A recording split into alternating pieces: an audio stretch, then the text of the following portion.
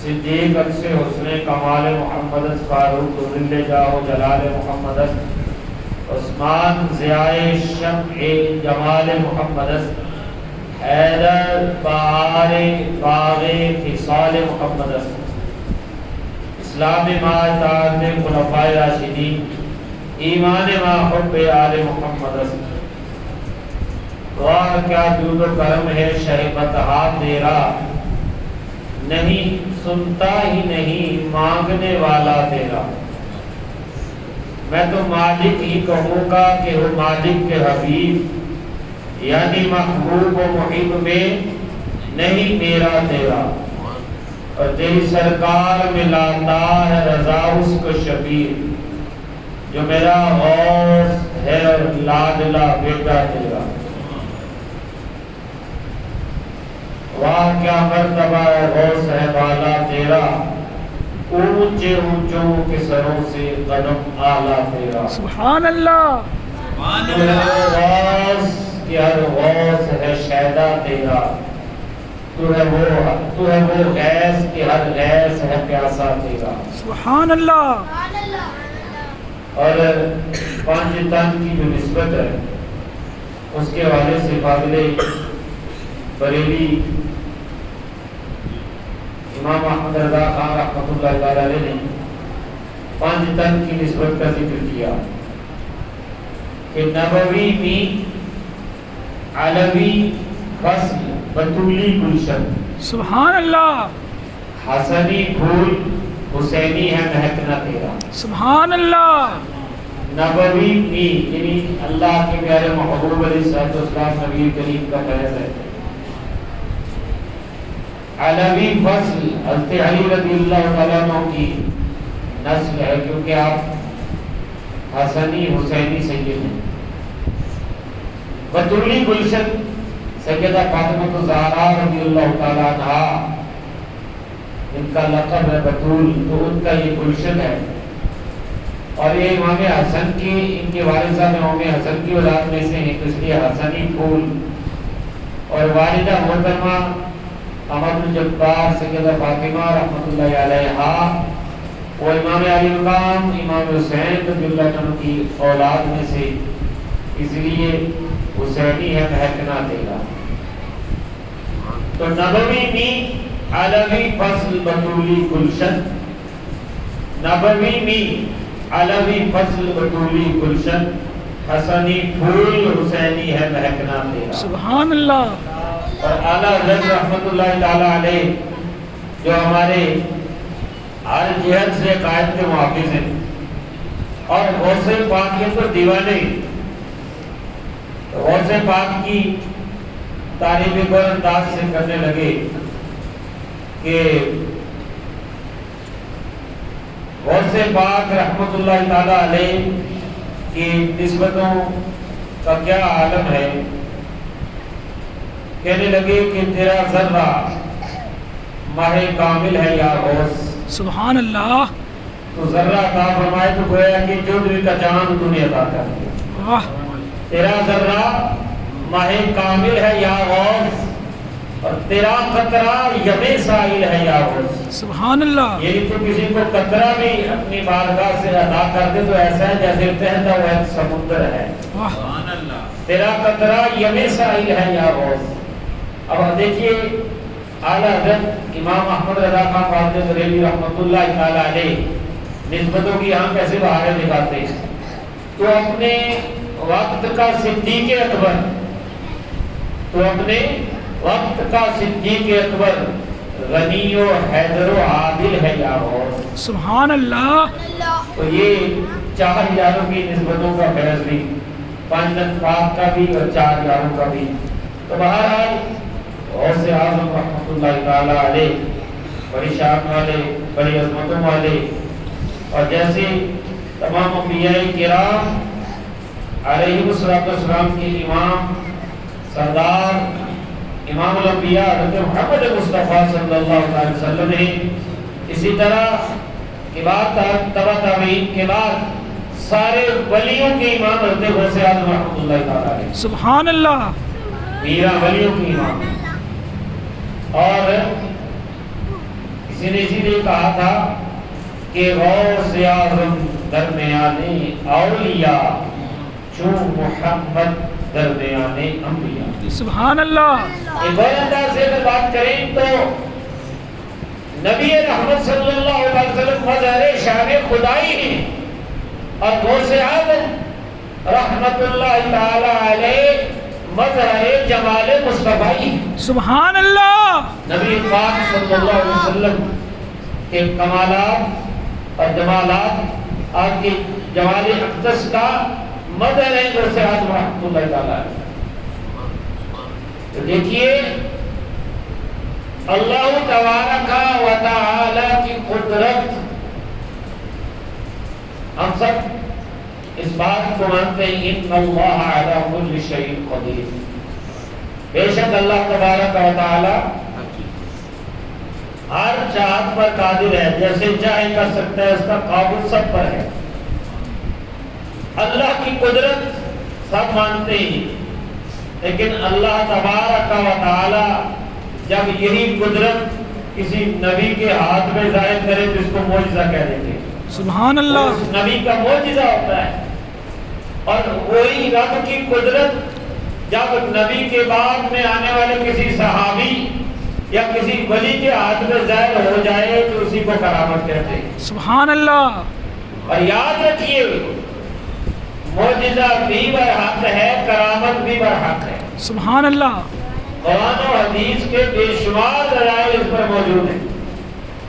اور یہ بھی علماء نے فرمایا ہے کہ جو کمالات انبیاء کرام اپنے معجزوں میں دکھاتے ہیں وہی کمالات ولی اپنی کرامت میں بھی دکھا سکتا ہے اللہ کی عطا سے. سبحان اللہ. فرق اتنا ہوتا ہے کہ نبی کے معجزے کے ساتھ نبوت کا دعویٰ ہوتا ہے اور وہ کفار کے خلاف ایک دلیل ہوتی ہے کہ اگر تم آیات بینات کو نہیں مان رہے، جمال جہاں آ رہا اس کو اگر تم نہیں اس کی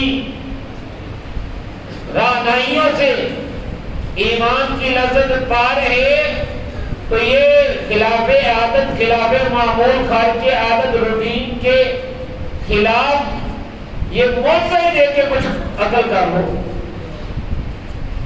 تو نبی کے نبوت کی دلیل ہے معجزہ،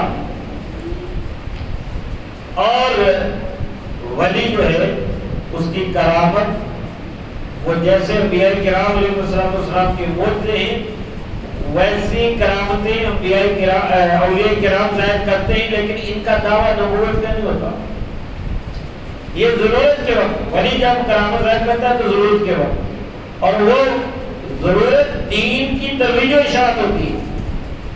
وہ حق کا بول بالا کرنا ہوتا ہے اور یہ بتانا ہوتا ہے کہ یہ شان ہے ان کے خدمت گاروں کی، سرکار کا عالم کیا ہوگا. یہ کرامت جو ہے نبی کا معجزہ ہی ہوتی ہے. تو کرامات کے حوالے سے کسی کو کوئی پریشانی ہونی نہیں چاہیے. سورۃ النمل آیت نمبر 40 کا میں نے ایک حصہ تلاوت کیا ہے. آیت نمبر 38 سے لے کر 40 تک حضرت سلیمان علیہ السلام کی ایک خاص حکم کا ذکر ہے کہ جب ملکہ بلقیس اپنے لشکر کے ساتھ اطاعت کرتے ہوئے حضرت سلیمان علیہ السلام کے پاس آ رہی تھی، جنگ کرنے کے لیے نہیں آئی. اس نے مشورہ لے لیا تھا، مشورہ دینے والوں نے مشورہ دیا تھا کہ ہمارے پاس بڑی قوت ہے، یہ کر دیں گے وہ کر دیں گے. مگر نہیں، بادشاہ جب ملکوں میں داخل ہوتے تو پھر گڑبڑ بڑی ہوتی ہے. تو بہرحال وہ ملکہ بلقیس آ رہی ہے. نمل، سورہ نمل آپ دیکھ لیں تو سیدھی واقعہ اس میں موجود ہے. میں صرف اپنے موضوع پر جو ہے حصہ وہ بیان کر رہا ہوں. تو جب وہ ایک فرسنگ یا 3 میل کے فاصلے پر رہ گئی حضرت سلیمان علیہ السلام نے اپنا جو اجلاس جو اپنا دربار لگایا ہوا تھا، اور آپ کی یہ عادت کریمہ تھی کہ صبح کے وقت آپ کا دربار ہو، آپ کا اجلاس مجلس شروع ہوتی اور دوپہر تک آپ اس کے اندر تشریف فرما رہتے، معاملات کو دیکھتے اور جو بھی ضروری امور ہیں ان کو طے کرتے۔ تو آپ نے وہاں پر یہ اعلان کر دیا کہ کون ہے جو اس کے تخت کو اس کے یہاں آنے سے پہلے لے آئے۔ ایکم یاتینی بعرشہا قبل ان یاتونی مسلمین، جتنی دیر وہ میرے پاس اطاعت کرتی ہوئی آتی ہے اس سے پہلے ابھی وہ 3 میل کے فاصلے پر رہ گئی، تو کون ہے جو اس کا تخت یہاں پہنچا دے؟ اب وہ تخت کی لمبائی بھی تفاسیر میں آتی ہے، بہت بڑا تخت تھا۔ ویسے تو عام تخت بھی ہو تو وہ کون سا آسان ہے اتنی دور سے لانا۔ تو بہرحال آج اللہ کے نبی اپنا معجزہ نہیں دکھا رہے، یا رب کی بارگاہ میں دعا کر کے رب کی قدرت کو نہیں دکھانا چاہ رہے۔ آج قدرت ہی دکھانی ہے لیکن کرامت کے ذریعے دکھانی ہے۔ آج مطلب ڈائریکٹ اللہ تعالیٰ سے بھی آج کر سکتے ہیں، الہ العالمین اس کے آنے سے پہلے اس کا تخت یہاں پہنچا دے۔ تو یقیناً ابھی ہم نے پڑھا ہے ان اللہ علی کل شیء قدیر، پہنچ جاتا تھا۔ خود سیدنا سلیمان علیہ السلام جن کو اللہ تعالیٰ نے بے حساب عزتیں عظمتیں عطا فرمائی، معجزات اور کمالات عطا فرمائے، جن پرندے انسان ان کے لشکر میں شامل ہوتے تھے اور ان کو پرندوں کی بولیاں آتی تھی، بہت سے معاملات یہ سب وہ کر سکتے تھے اگر وہ خود بھی چاہتے۔ چلو قدرت الہی کا ڈائریکٹ اظہار نہ ہوتا، قدرت الہی نبی کے ہاتھ پر معجزہ بن کے ظاہر ہو جاتی، آپ خود ہی کرتے تھے اس کے آنے سے پہلے ہی۔ لیکن آج انہوں نے یہی دکھانا تھا کہ یہ اللہ کی قدرت تو بڑی شان والی اور میرا معجزہ تو بڑی شان والا ہے، لیکن آج میں نے اپنے غلاموں کی شان دکھا دی۔ سبحان اللہ، سبحان اللہ، آج میں نے اپنے غلاموں کی شان دکھا دی۔ کون ہے جو بلقیس کا تخت لے آئی؟ تو ایک جن نے کہا، طاقتور جن تھا، انا آتی کبھی قبل ان تقوم من مقامک وإنی علیہ لقوی امین۔ کہنے لگا زور میں لیا تو آپ کے پاس بس ٹائم اتنا لگنا ہے کہ جتنی دیر آپ کا یہ اجلاس ہو رہا ہے نا، آپ اس اجلاس سے جب تک اٹھتے نہیں ہیں اس وقت تک مطلب تقریباً یہ ہے کہ جتنی دیر اجلاس کا ڈیوریشن ہے اتنی دیر لگ جائے، اور میں بڑا مضمون ہوں، قوی ہوں، امین بھی ہوں، یعنی لاؤں کا بھی میرے پاس پاور ہے، لا سکتا ہوں، اور ساتھ میں کوئی خیانت کرنے والا نہیں، اس کا کوئی ہیرے جواہرات وغیرہ ان کا نقصان نہیں کروں گا، بڑی امانت کے ساتھ یہاں پہنچا دوں گا۔ آپ نے کہا نہیں پلیز سے جلدی چاہیے۔ اب اگلی آیت جس کو میں نے پڑھا خطبے میں، اللہ تبارک و تعالیٰ نے ایک ہستی کا تعارف کروایا جو بارگاہ سلیمانی علیہ السلام میں کھڑے ہو کر عرض کرنے لگے، اور تفاسیر میں ان کا نام آصف بن برخیہ آیا ہے۔ آصف بن برخیہ یہ وزیر تھے آپ کے، تفسیر بغوی دیکھ لیں، تفسیر جلالین دیکھ لیں، تفسیر روح البیان دیکھ لیں، تفسیر نسبی دیکھ لیں، تفسیر قرطبی دیکھ لیں۔ اکثر تفاسیر میں اس بات پہ تقریباً مفسرین کا اجماع ہے کہ یہ حضرت سلیمان علیہ السلام کے صحابی، آپ کے وزیر حضرت آصف بن برخیہ تھے۔ اب ان کا تعارف اللہ تعالیٰ نے کیسے فرمایا، کیسے تعارف ہمیں کروایا؟ قال الذی عنده علم من الکتاب، بولا وہ شخص جس کے پاس کتاب کا کچھ علم تھا، یا کتاب کا ایک خاص علم تھا۔ علم جو تنوین ہے، علم کچھ خاص نکرہ ہے نہیں، تو کتاب کا کچھ خاص علم تھا، اور علماء کرام نے کہا کہ انہیں اس میں اعظم آتا تھا، اس میں اعظم ان کے پاس تھا۔ انہوں نے کہا انا آتی کا، میں لاؤں گا حضور۔ اچھا ٹائم کتنا لگے گا؟ قبل آئی یدتا علی کا در وقت، بس آپ پلک چپکتے نہیں ہیں اور وہ آ جائے گا۔ قبل ہے نا، یہ نہیں کہ جتنے آپ پلک چپک لیں اور واپس آ جائیں، قبل آئی یدتا علی کا در وقت، پلک چپکیں واپس پلک نہیں پہنچے گی، تخت یہاں پر پہنچ جائے گا۔ سبحان اللہ بچے کی سمجھ آئی، میں سب بڑے تو نہیں ہوگی سبحان اللہ اللہ تعالیٰ سے کہنا ذرا سبحان اللہ قبل ان یدتا الیک طرفک، آ جائے گا اتنا بڑا تخت اور اتنے میل سے۔ انہوں نے کہا ٹھیک ہے، انہوں نے اللہ کی بارگاہ میں عرض کی، اس میں اعظم پڑا، اور یہی ہوتا ہے اللہ والے رب کی بارگاہ میں عرض کرتے ہیں، کنیکشن رب سے جڑا ہوتا ہے، کرتا رب ہی ہے، کبھی وہ ڈائریکٹ کر دیتا ہے، کبھی کسی سونے پیارے کے ہاتھ میں کر دیتا ہے۔ لیکن فلما رآہ مستقرا عنده، جب اس کو دیکھا تو وہاں پر موجود تھا۔ اب حضرت سلیمان علیہ السلام نے یہ نہیں کہا دیکھا میرے غلام کا کمال، یہ نہیں کہا دیکھا میں نبی ہوں میرے امتی کا کمال، یا دیکھا میرا کمال، نہیں، آپ نے کیا فرمایا؟ هذا من فضل ربی، یہ میرے رب کا فضل ہے۔ سبحان اللہ سبحان اللہ ابھی میں نے جو جملہ بولا تھا تھوڑی دیر پہلے کہ کرتا اللہ ہی ہے، آج قرآن نے خود بتا دیا، ہمیں قرآن کریم نے خود بتا دیا۔ آپ کو بات سمجھ آ رہی ہے نہیں؟ سب کو سمجھ آ رہی ہے؟ کوئی اچھا ہو جائے نا تو ہے نا کیا کرو، میں کر دیا فخر نہ کیا کرو، کہا کرو ہاذا من فضل ربی۔ افسوس کی بات تو یہ ہے کہ آج کل لوگ رشوت لیتے ہیں، رشوت باقی کہتے ہیں یہ تنخواہ ہے اور یہ فضل ربی ہے، معاذ اللہ، یعنی پوری چیز کو، حرام کام کو فضل ربی کہہ دیتے ہیں، چاہے وہ مذاق سے کہتے ہیں، لیکن یہ تو مذاق میں بڑا بھونڈا مذاق ہے، یہ بے ادبی کہیں ایمان ہی نہ ضائع کرتی۔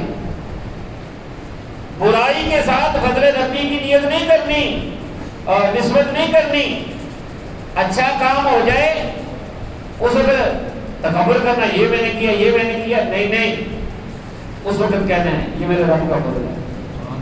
اور لیکن ہم جو اپنا موضوع ہے کہ بھائی کرتا اللہ ہی ہے، لیکن کسی پیارے کے ہاتھ میں ظاہر ہو جاتا ہے، بس یہی پریشانی ہو جاتی لوگوں کو۔ آپ کیا کہتے ہیں غوث اعظم نے یہ کر دیا، فلاں نے یہ کر دیا، بھائی یہ بابے تو کوئی شے نہیں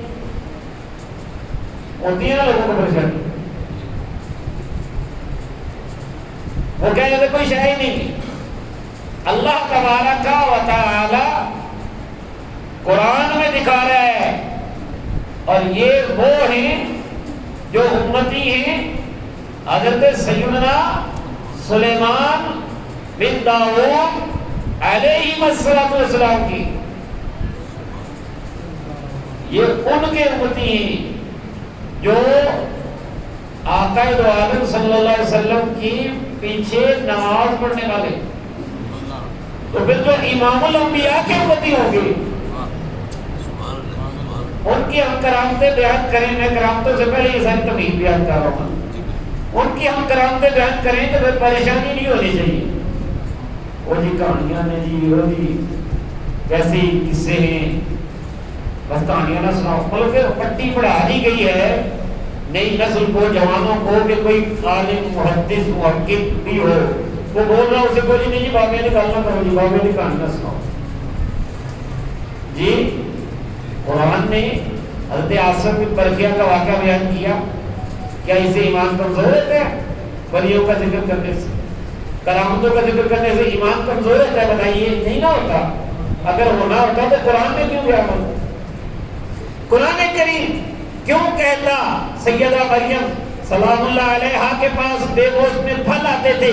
قرآن کریم یہ کیوں ذکر کرتا حضرت سیدہ مریم سلام اللہ علیہا جب سوکھی کھجور کو ہلاتی تھی تو اس سے تازہ کھجوریں گرتی تھی. قرآن پاک نے بیان کیا. نبی رحمت صلی اللہ علیہ وسلم کی ارشادات میں پہلی امتوں کے لوگوں کے واقعات موجود ہیں. ابھی یہاں پر ذکر ہو رہا تھا رمضان شریف کا. قاری صاحب کہہ رہے تھے علامہ صاحب غوث اعظم متقی ہر آن میں چھوڑا ماں کا درود رمضان میں. کہ لوگ کہتے ہیں یہ کیا باتیں جی وہ تو بچہ شیر خان اس کو کیا بتا مگر یہ کیسی کیسی باتیں ہیں. تو ایک واقعہ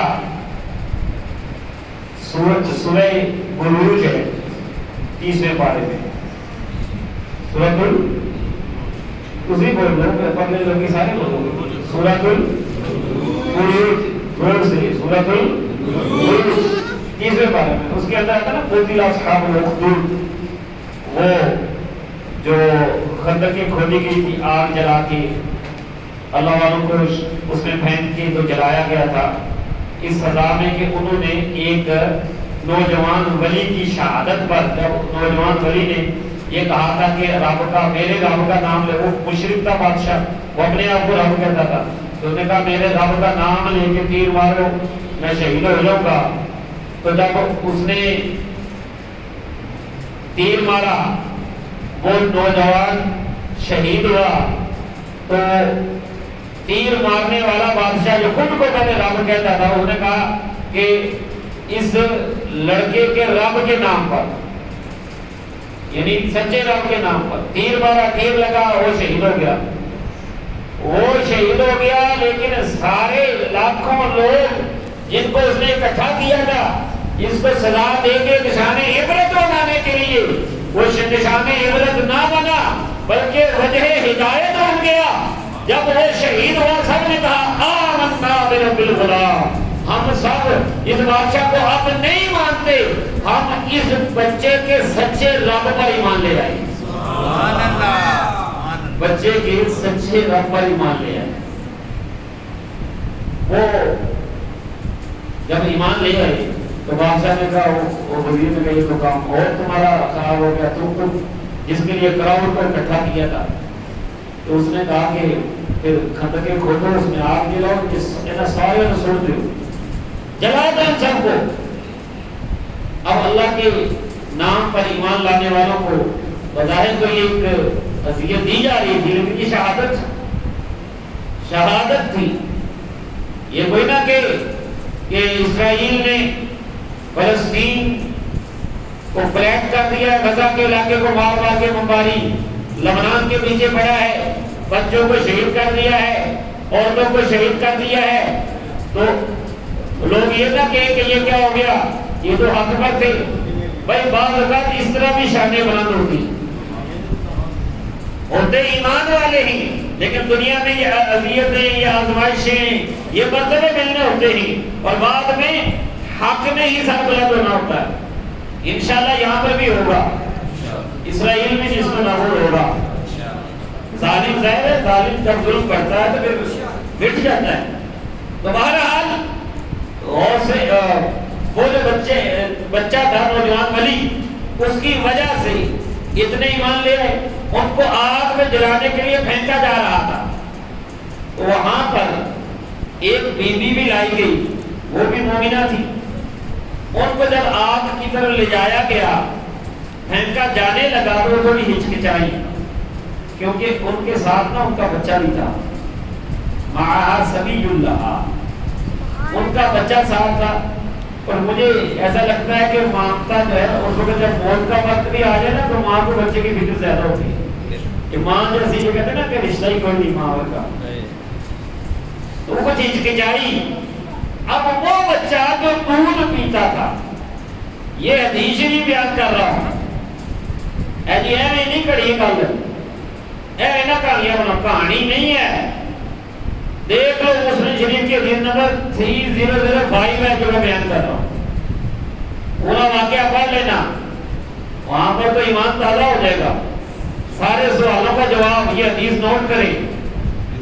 3005 مسلم شریف کی اور پہلی امتوں کے ولی کی بات ہے. نبی پاک صلی اللہ علیہ وسلم کی امت کے ولی کو تو شان ہی بڑا ہوا. تو وہ جو چھوٹا سا شیر خار بچہ ہے، اب شیر خار بچے کو ہمارے لیے دیکھتے ہیں پتہ نہیں سے کیا بچہ ہے. تو اللہ کی شان دیکھیے، رب کی قدرت کا اظہار دیکھیے. اس بچے نے فوراً ماں سے کہا یا امہ اصبری فإنک علی الحق، ماں صبر کر تو حق پر ہے. حق کو باطل کی معرفت بچے کو بڑی صاحب حق اور باطل کی معرفت، یہ ایمان جب عشق سکھاتا ہے آداب خود آگاہی، کھلتے ہیں غلاموں پر اسرار شہنشاہی. سبحان اللہ. ایمان کی ایمان وہاں لائی ہے اور بچے میں بھی وہ فیض نظر آ رہا ہے، رب کی قدرت ظاہر ہو رہی ہے، بچہ پہچان کر رہا ہے. تو لوگ نہ سوال کریں جی کہ وہ کیسی بات ہے جی کہ رمضان میں دور چھوڑ دیا. ابو الحسن ندوی جیسا محقق تاریخ دعوت کو عظیمت میں یہ لکھتا ہے کہ غوث اعظم کی ہستی وہ ہے کہ جن کی کرامات اب تواتر تک پہنچی ہوئی. اچھا میں تھوڑی سی بات کر لوں کہ کرتا اللہ ہے اور بندے کے ہاتھ پہ ظاہر ہوتا ہے. یہاں تو آپ نبی کریم صلی اللہ علیہ وسلم کے والد سے سوال اٹھانے لگے قل لا انی لا املک لکم ضرا ولا رشدا. محمود فرما دو کہ میں تو نہ تمہارے لیے نقصان کا مالک ہوں نہ ہدایت کا مالک ہوں. وہ کہتے تھے نبی تو کچھ کر نہیں سکتے. کہیں اللہ املک لنفسی ضرا ولا نفع الا ما شاء اللہ، یہ بھی آتا ہے کہ میں اپنے لیے کسی نفع نقصان کا مالک نہیں، لیکن ساتھ یہ بھی آتا ہے آگے نہیں بڑھتے الا ما شاء اللہ، جو اللہ چاہے. تو محبوب کے لیے اللہ نے کتنا چاہا ہوگا یہ ایک علیحدہ موضوع ہے. محبوب کے لیے اللہ نے کتنا چاہا ہوگا وَلَسَوْفَ يُعْطِيكَ رَبُّكَ فَتَرْضَىٰ. اے محبوب رب نے اتنا عطا فرمایا کہ تجھے راضی کر دے. تمہارا وہ ایک علیحدہ مسئلہ ہے. لیکن یہاں دیکھیے کہ اسی حدیث میں میں دوبارہ اسی حدیث میں آپ کو اسی نمبر پہ لے کے آتا ہوں. کون سی حدیث بتائیے گا ذرا بتائیے گا. 3005. اس کے اندر دیکھیے وہ جو نوجوان ولی ہے اس کو بڑا لمبا واقعہ ہے. وہ ایک جادوگر کے پاس اس کو بھیجا گیا، بادشاہ نے کہا جادو سیکھے. وہ رستے میں کسی اللہ والے کے ڈیرے پہ بیٹھنا شروع ہو گیا. اللہ والے کے ڈیرے پر بیٹھتا تھا تو اللہ والے کی نظر اس پہ پڑ گئی اور نگاہ ولی میں وہ تاثیر دیکھی، بدلتی ہزاروں کی تقدیر دیکھی اور وہ اللہ والا بن گیا.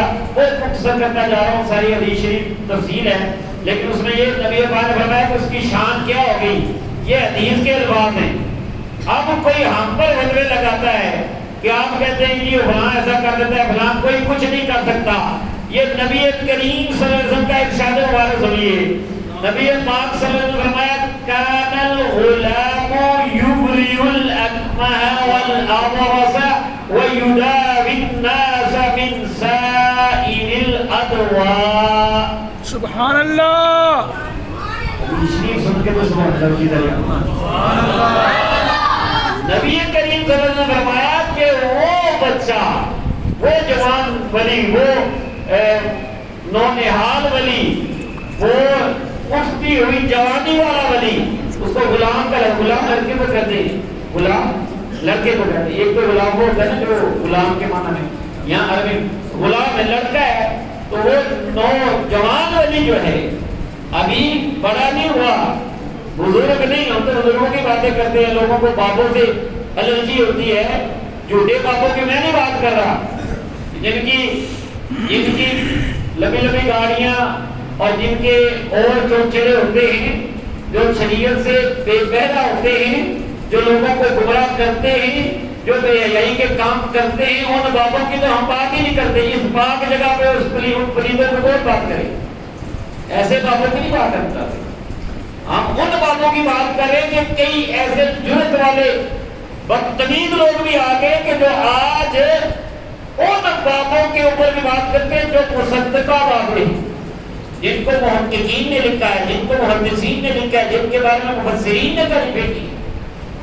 میں ان کی بات کر رہا ہوں. تو بہرحال وہ نوجوان ولی تھا اور پہلی امتوں کا ولی تھا. وہ ایک ولی کی نظر سے کوئی لمبی لمبی کتابیں نہیں پڑھی، ایک ولی کے پاس بیٹھتا تھا، ایمان والا ہو گیا، ایمان کا جذبہ جب آیا تو پھر اللہ تعالیٰ نے اس کو کرامتیں دی۔ ایک کرامت بہت بڑی بلا کو اس نے ایک پتھر مار کے اپنے استاذ کی وسیلے سے اللہ کی بارگاہ میں دعا کی، میرا جو ولی استاد ہے وہ سچا ہے تو یا اللہ اس کو ہلاک کر دے، وہ ہلاک ہو گئی، اور ساتھ میرے آقا نے مہر لگا دی، شفا دیتا یبری الاکمہ، جس کی آنکھیں پیدائشی نہیں اس کو آنکھیں دیتا تھا، والابرصا، اور جو جسم کے اوپر کوڑ والے سفید داغ والے تھے ان کو شفا دیتا تھا۔ اور بس یہ دو مرض نہیں، یہ تو خاص ذکر کیے گئے۔ میرے نبی علیہ السلام نے فرمایا وَيُدَاوِي النَّاسَ مِنْ سَائِرِ الْأَدْوَاءِ، اور وہ لوگوں کو تمام قسم کے امراض سے شفا دیا کرتا تھا۔ سبحان اللہ، میرے نبی علیہ السلام نے فرمایا وہ شفا دیتا تھا، وہ شفا دیتا تھا۔ یہاں یہ نہیں کہا کہ اللہ شفا، وہ شفا دے۔ اچھا اسی حدیث میں تھوڑا سا آگے چلیں، وہ وزیر جو بادشاہ کا تھا وہ بھی اس کے بعد آگے، میں نے سنا وہ نبی نہ ہو گیا تھا، اس نے کہا میں نے سنا کہ تو بڑی شفائیں دیتا ہے تو میرے لیے بھی دعا کر، اگر تو مجھے شفا دے گا تجھے یہ انعام ملے گا۔ اس نے کہا لا اشفی احدا انما یشفی اللہ، میں تو نہیں دیتا کسی کو شفا، شفا تو اللہ دیتا ہے۔ سبحان اللہ، مسئلہ بڑا اہم سمجھا رہا ہوں آپ کو۔ کیا کہا بچے نے، جوان نے، بچہ ہے یا نوجوان ہے، غلام کا ترجمہ لڑکا ہی ہوتا ہے، اس لڑکے نے کیا کہا جی میں نہیں شفا دیتا کسی کو بھی، شفا تو اللہ دیتا ہے۔ یہ بچی کا قول ہے، اور اس سے پہلے سارے نبیوں کے نبی سب سے سچے کا قول یہ ہے کہ وہ شفا دیتا تھا۔ دونوں جملے پر حق ہیں، دونوں جملے پر حق ہیں۔ میرے آقا نے جب فرمایا کہ وہ بچہ مادرزاد اندھوں کو، نابینوں کو، کوڑیوں کو اور تمام امراض کے لوگوں کو شفا دیتا تھا، مطلب یہ تھا کہ رب کی عطا سے دیتا ہے، عطائی طور پر دیتا ہے۔ اور بچہ جب یہ کہہ رہا تھا کہ میں نہیں کسی کو شفا دیتا، ایک تو وہ تواضع کر رہا تھا، دوسرا یہ بتا رہا تھا کہ میرا کمال نہیں، عطا تو رب کی ہے نا، کہ ذاتی طور پر شفا اللہ تعالیٰ دینے والا ہے، میں نہیں دینے والا۔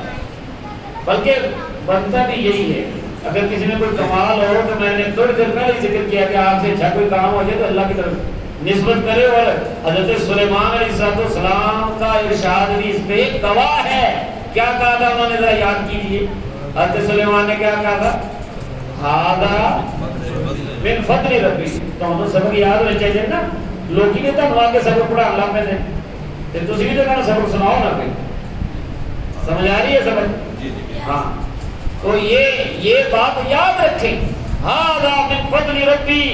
انہوں نے بھی کہا، اس نے بھی یہی کہا کہ میں نہیں شفا دیتا، شفا تو اللہ دیتا ہے، یعنی ہذا من فضل ربی ہوتی میرے ہاتھوں پر رب کا فضل۔ بات سمجھ آ گئی ہے؟ آپ تھک گئے ہیں، میں بات ختم کرنا چاہتا ہوں، لیکن آپ سبحان اللہ کہیں، سبحان اللہ۔ آپ کے خطیب صاحب جزاک اللہ کہہ رہے ہیں، آپ سبحان اللہ کہیں، کہیں سبحان اللہ بلند۔ سبحان اللہ۔ تو یہ ہے۔ اچھا بس میں ایک جواب کر سکتا، ایک دو جواب اس کو مکمل کروں پھر بات ہوئی۔ اب جو نبی پاک نے فرمایا، اللہ تعالیٰ نے کہا محبوب کہہ دو ان سے لا املک لکم ضرا ولا رشدا، میں کوئی نہیں مالک، میں کوئی نہیں مالک۔ اب بچہ بھی کہہ رہا ہے میں شفا نہیں دیتا، اور خود نبی پاک نے وہ دیتا تھا۔ تو بھائی اسی طرح آیات کو دیکھیے نا کہ میں کوئی نہیں مالک، لیکن جب اللہ تعالیٰ مجھے عطا فرماتا ہے تو پھر میرا لعاب دہن بھی اگر کسی کے آنکھ میں لگ جائے تو نکلی ہوئی آنکھ جڑ جاتی ہے، کٹے ہوئے بازو پہ لگ جائے تو بازو جڑ جاتا ہے، اور میرے بال مبارک اگر کسی پانی میں بھگو دیے جائیں تو جس کو پانی پلا دیا جائے اس کو شفا مل جاتی ہے۔ سبحان اللہ۔ اور مختصراً ہم غوث پاک رحمۃ اللہ تعالیٰ علیہ کی بارگاہ وغیرہ آ جائیں تو ہم نے یہ دعویٰ کیا تھا شروع میں کہ جو نبی کا معجزہ ہوتا ہے وہ ولی کی کرامت بھی ہو سکتی ہے۔ تو جب نبی کا معجزہ یہ ہے جو کہ سورہ آل عمران کے نمبر 49 میں ہے، حضرت عیسیٰ علیہ السلام فرمانے لگے کہ میں جو ہوں کوڑیوں کو بھی شفا دیتا ہوں، مادر ذات نبینوں کو بھی شفا دیتا ہوں، اور حیل موتا باذن اللہ، اور میں اللہ کے حکم سے مردے بھی جلا دیتا ہوں۔ سبحان اللہ۔ غوث پاک کے لیے جب کہیں تو کیا پریشانی ہے؟ بس فرق یہ ہے کہ وہ نبی ہو کر نبوت کے دعوے سے کرتے ہیں اور یہ ولی ہو کر ولایت کے دعوے سے کرتے ہیں۔ اور آخر میں 2 کرامتیں، صرف 2 کرامتیں، جو میں ایک دعویٰ میں نے بول کیا تھا کہ یہ کرامتیں ہوتی اسی لیے ہیں کہ دین کو زندہ کریں، لوگوں کو دین کی طرف لائیں۔ 2 واقعے، ایک یہ کہ غوث پاک رحمۃ اللہ تعالیٰ علیہ جمعہ کا خطبہ دینے کے لیے جا رہے ہیں، رستے میں دیکھا تو ایک سلطان بادشاہ جو ہے اس کی سیکورٹی والے اور اس کا عملہ جا رہا ہے سواریوں کے اوپر، اور 3 مٹکے شراب کے جا رہے ہیں، شراب کی بو بھی پھیلی ہوئی تھی۔ آپ نے آواز دی انہیں، دیکھو ٹھہر جاؤ، ٹھہر جاؤ۔ انہوں نے کہا تو غوث پاک رحمۃ اللہ علیہ ہمارے پاس شراب ہے، انہوں نے دڑکی اور لگائی، سواریاں اور تیز کر۔ آپ نے جب دیکھا کہ سواریاں نہیں نہ رک رہی تو آپ نے سیدھا سواریوں سے کہا قفی، اور ٹھہر جاؤ۔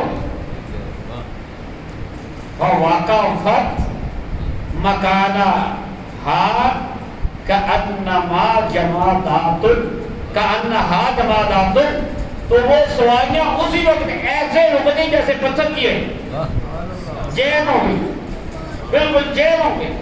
انہوں نے بڑی کوشش کی، مصاحبوں نے، بادشاہ کے ملازموں نے ان کو مارا پیٹا، سواریاں چلے ہی نہ، چلنے کا نام نہیں، جسے روکے غوث اعظم نے کون چلا سکتا ہے؟ دوبارہ ان کو بات نہیں آ رہا کہ زمین پہ گر کے پسلیوں میں درد، ملاج کا درد ہونا شروع ہو گیا۔ جب درد زیادہ بڑھا تو پھر سچے دل سے تسبیح کی اللہ کی، دیکھو نا اللہ کی بات، اللہ والے ہیں جو اللہ سے ملا دے۔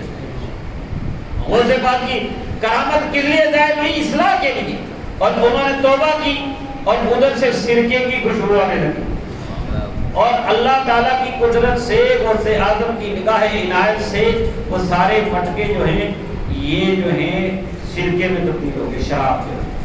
یہ بہجت الاسرار میں یہ روایت موجود ہے، علامہ شنقیطی نے لکھا ہے یہ ساری کرامتیں۔